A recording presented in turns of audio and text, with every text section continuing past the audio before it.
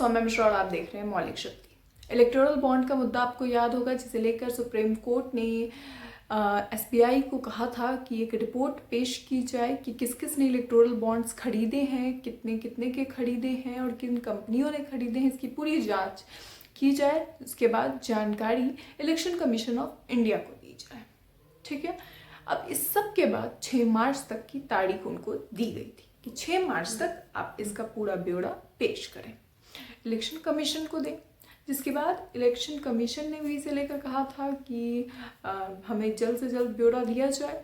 लेकिन अब उसके बाद एसबीआई ने कुछ समय बाद 20-21 दिन बाद एसबीआई को याद आता है कि नहीं, हमें समय लगेगा। समय कितने दिन का? 30 जून तक का, यानी कि 5 महीने का समय चाहिए एसबीआई को एक रिपोर्ट पेश करने के लिए, जो कि उनके पास शायद एक बटन भर की दूरी से पे है।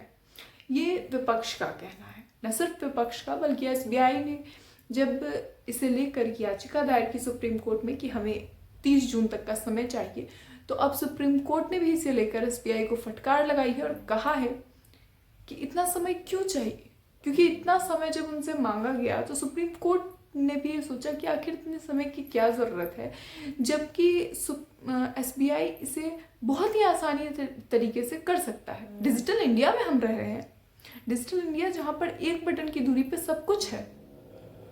एसबीआई जो डिजिटली सबसे ज़्यादा प्रोग्रेस्ड बैंक में से एक है, जहाँ पर बहुत कम समय में बड़ा डेटा निकाला जा सकता है। और ये बात रिपोर्ट में सामने भी आई है कि 48 घंटे में ये डेटा निकल सकता है।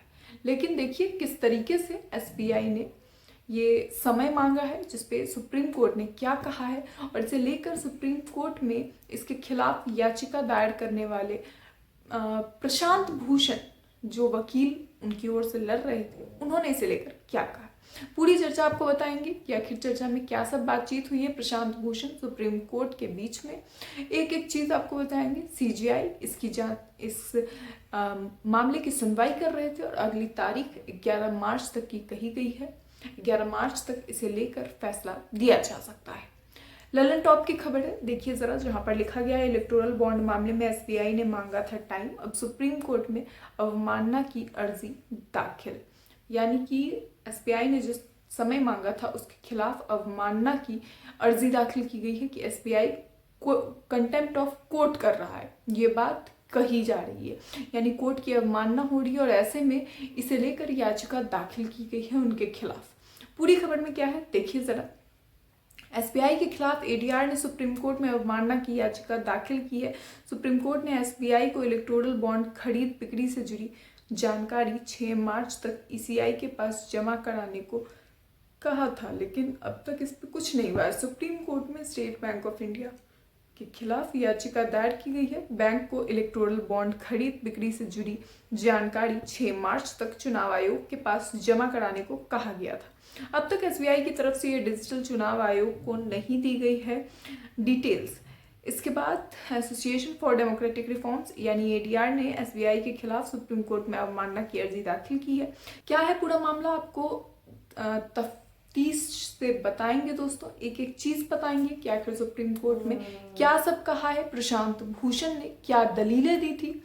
आज एबीपी की खबर है, जरा नजर डालिए, जहां लिखा गया इलेक्टोरल बॉन्ड्स चलाएंगे अवमानना का केस। एसबीआई ने इलेक्टोरल बॉन्ड की जानकारी देने में मांगा समय, तो बोले सीजेआई चंद्रचूड़, यानी कि सीजेआई चंद्रचूड़ ने सीधे तौर पर कह दिया है कि ये फिर केस हो जाएगा अवमानना का। अवमानना का केस चलाना पड़ेगा, क्योंकि इस तरीके से लगातार जो है वो जानकारी अब तक नहीं दी गई है। 6 तारीख का समय दिया गया था, आज 8 तारीख हो गई है और इस याचिका पर सुनवाई करते हुए ये बात कही गई है। इसके बाद दूसरी याचिका दाखिल की जाती है एसबीआई की याचिका के बाद कि ये अवमानना है, कंटेम्प्ट ऑफ कोर्ट है। इसे लेकर प्रशांत भूषण ने क्या सब कहा है देखिए जरा। एसबीआई याचिका के साथ अवमानना कार्यवाही आवेदन सुनवाई का आग्रह। वरिष्ठ अधिवक्ता प्रशांत भूषण ने कहा कि एसबीआई की ओर से दायर याचिका 11 मार्च के लिए लिस्टेड होने की संभावना है, इसलिए अवमानना कार्यवाही के लिए दाखिल आवेदन पर भी एक साथ सुनवाई की जानी चाहिए। इस पर मुख्य न्यायाधीश चंद्रचूड़ ने कहा कि कृपया ईमेल भेजें, मैं संदेश पारित करूंगा। एसबीआई ने 4 मार्च को शीर्ष अदालत को रुख किया था और चुनावी बॉन्ड की डिटेल्स का खुलासा करने के लिए 30 जून तक का समय बढ़ाने की मांग की थी। और अब जो है वो इस मांग पर सुनवाई के दौरान ये सारी चीज़ें हो रही थी और उसी दौरान ये फैसला लिया गया है। सुप्रीम कोर्ट ने साफ तौर पे कहा है कि दोनों की सुनवाई हो जाएगी एक साथ, लेकिन आपको एक ईमेल करना होगा और प्रशांत भूषण उस ईमेल के बाद दोनों की सुनवाई एक साथ 11 मार्च को हो सकती है, ये कहा जा रहा है।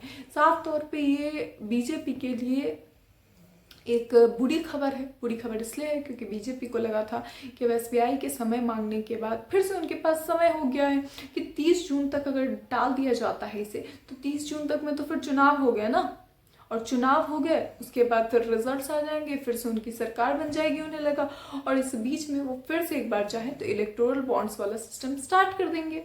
उनके लिए बड़ी ही आम बात हो चुकी थी कि उनके लिए प्लानिंग तैयार थी। जब इलेक्टोरल बॉन्ड्स पर सवाल उठे थे, सुप्रीम कोर्ट ने सीधे तौर पर उस पर सवाल उठाया था, तभी से ये कहा जा रहा था कि कोई ना कोई एक दूसरा रास्ता बीजेपी निकालेगी।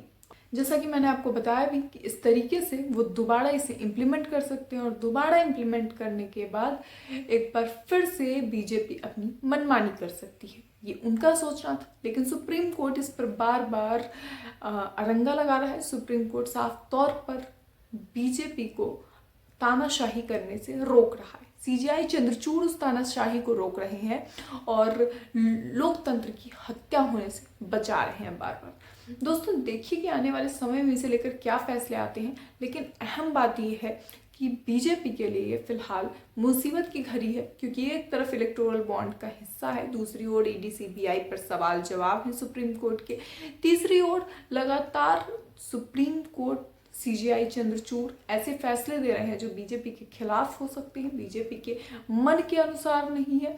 और सबसे अहम चीज़ ये है कि राहुल गांधी की न्याय यात्रा और अन्य राजनीतिक दलों की जो तैयारियां चल रही है, जिस तरीके से इंडी गठबंधन, जिसे बीजेपी कहती है, इंडिया गठबंधन के जो नेता हैं वो लगातार अपने प्रचार प्रसार की तैयारियों में लगे हुए हैं। इस बीच आने वाले समय में क्या होगा ये बेहद अहम है। यूपी में चारों ओर से तैयारी पूरी टाइट कर दी गई है, वो राहुल गांधी के हों या फिर नरेंद्र मोदी जी के।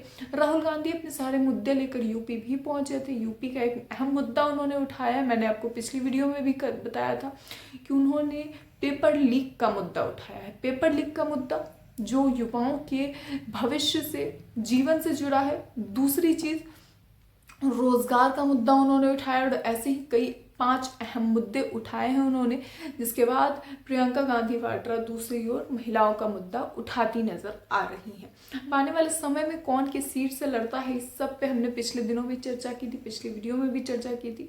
अब आने वाले समय में कौन किस सीट से लड़ेगा वो आने वाला वक्त बताएगा, मगर फिलहाल के लिए अगर हम बात करें तो अहम और ज़रूरी चीज़ ये है कि किस तरीके से चुनावी प्रक्रिया में ये जो इलेक्टोरल बॉन्ड का हिस्सा रहा है उसका बीजेपी पर कितना असर पड़ेगा। क्योंकि अगर पैसे कम होंगे, प्रचार में पैसे कम लगेंगे, तो हो सकता है बीजेपी को ऐसा लगे कि ये उनके लिए एक माइनस पॉइंट होगा, क्योंकि अब प्रचार प्रसार की पार्टी है तो उस तरह की चीज़ें तो होंगी ही होंगी। खैर आने वाले समय में क्या होता है ये तो आने वाला वक्त ही बताएगा, मगर फिलहाल सुप्रीम कोर्ट की इस फटकार को लेकर आपकी क्या राय है, अपनी राय कमेंट बॉक्स में ज़रूर बताएं। ऐसी और खबरों के लिए देखते रहिए मौलिक।